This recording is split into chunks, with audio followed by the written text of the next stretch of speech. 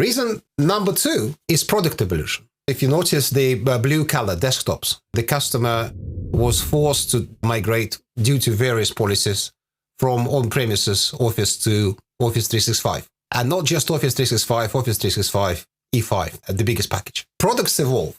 New products are introduced by Microsoft. Again, in my experience, the biggest reason for such a cost hike was migration from on-premises to Office 365 or to M365, especially when the packages are large. Obviously, you get all the new nice features. If you migrate to E5, you get all the security packages, but there's a price tag on that. You get new features, you get new products, it costs you more. Even those who were on just Office 365, after migration to M365, for various reasons, started to pay more. If you're in procurement, if you're not in licensed sales, if you don't hold your hand on the pulse on a daily basis, this is your second reason when you see a new bill of material and you're surprised with the number.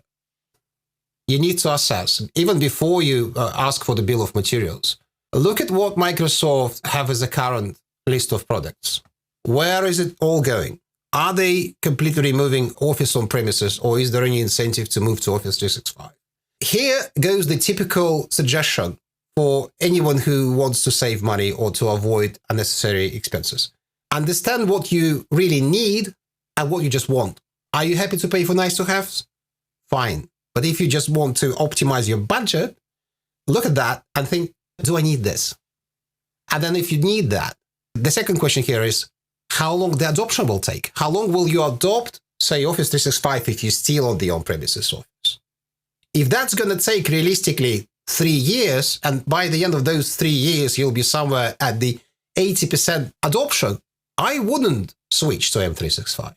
Microsoft have just announced that they're going to continue Office on premises, Office 2021. So I would compare options. You can always compare options. You may be given a good discount, but compare them by all means.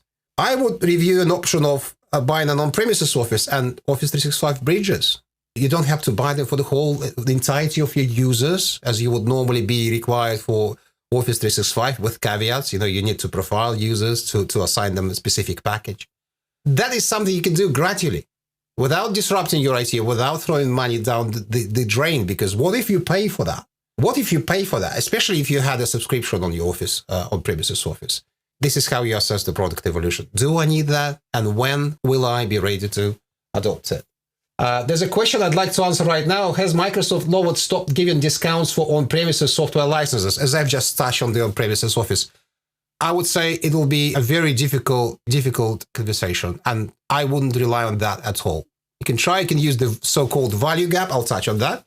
But probably what you'll be asking in return is just to buy Office 365, Microsoft 365. I wouldn't be inclined to say you can get any discount on-premises Office licenses right now. I mean, desktop licenses. I'm not talking about servers. And then when you assess your needs, when you assess your wants, you understand, okay, fine, I want it at this time, I want it at this point in time, I'm ready to adopt it, then great. Look at how we can right size it then. Do we need expensive edition? What's the point for us to buy E5? Okay, fine, security package. It's good. I'm not questioning quality of Microsoft products. But are we using alternative products? Do we have any alternative options? The typical, do we actually need it? Going back to the same question. Then assess where you need the most expensive licenses, where you don't need them, and profile accordingly. That's your saving. That's how you right size.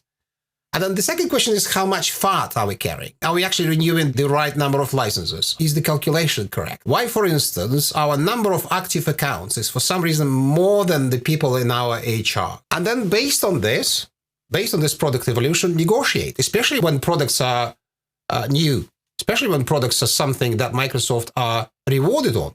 There you can negotiate a discount. And then think about gradual adoption. What you can use here, if you're an early adopter, if you are forced to use, for some reason, maybe government insists that you use E5 or some specific security packages, maybe there's some sort of legislation, there will be a value gap between what your users will actually use and what you're compelled to buy for various reasons. What you have to buy, what you think you need to buy. There's a gap, and use that gap. The gap in adoption, you can negotiate gradual discount. And I've seen that recently. I was quite surprised that Microsoft provided a gradual discount where they get a discount on the first year, then a discount on the second year, and then no discount on the third year.